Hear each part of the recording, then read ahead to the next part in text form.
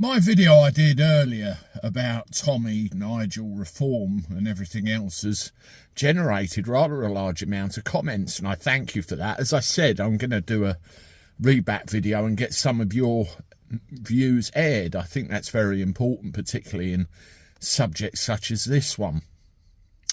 Now, I've copped a bit of flack about what I want to see, what I support and everything else, and somebody even called me a coward. Would you believe it? Well, what I wanted to do in this video is explain my rationale and exactly what I want to see. Hello everyone, welcome back to the channel, hope you're well. Now, I go on a lot about supporting reform, and I appear to be, you know, very much in the Nigel fan club, as somebody called it. That's not really where I'm coming from. Well, what I see Nigel and what I see reform as is an instrument for change. Now, let me explain. We have had years and years and years of abject failure. You know, if it was a business, if it was like something like I was running, it would be classed as panic management. One mistake after mistake after mistake, and they spend all the time trying to smooth over their own shit and make a bad situation worse. And we've got to the point in our history where Conservatives and Labour are no good either way. It doesn't matter which colour you go with. It's all the bloody same. And we know the whole WEF connection and everything else. We're not stupid, and we're starting to wake up to that idea, and we know what's coming. In short, it needs to stop. Now, I don't see myself as British. I don't see myself as a resident of the United Kingdom. I see myself as English, because after all, I was born in England. I was raised in England. I live in England. That is me to my core.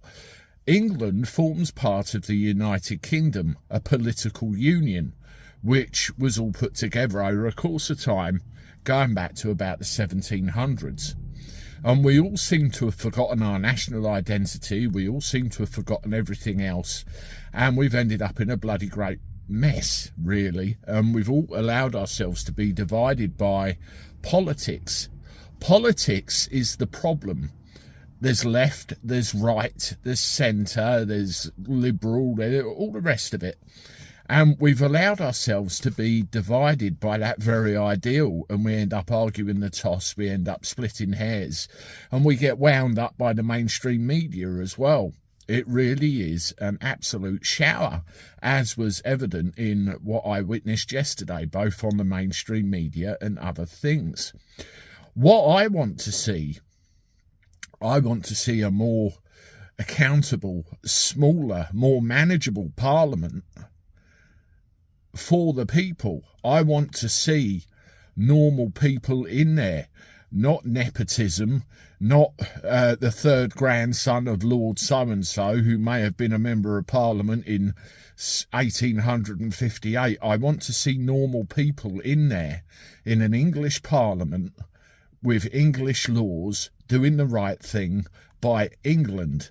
That's what I want to see, you know, but I recognise that we are part of a whole union, Scotland, Wales, England, and all of the people within those countries should feel the same.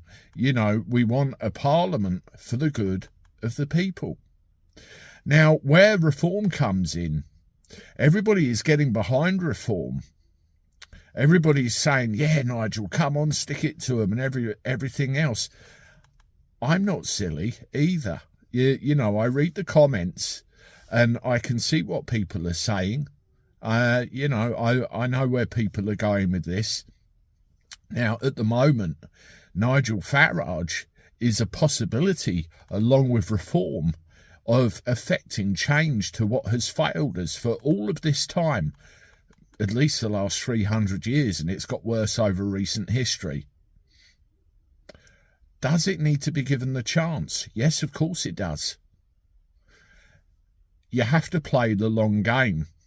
People make knee-jerk reactions. People go, oh, he said that, so I don't like it, forget it, you know.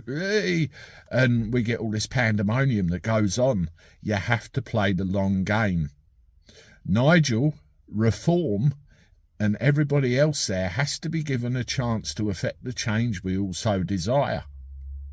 Now, one of two things is going to happen.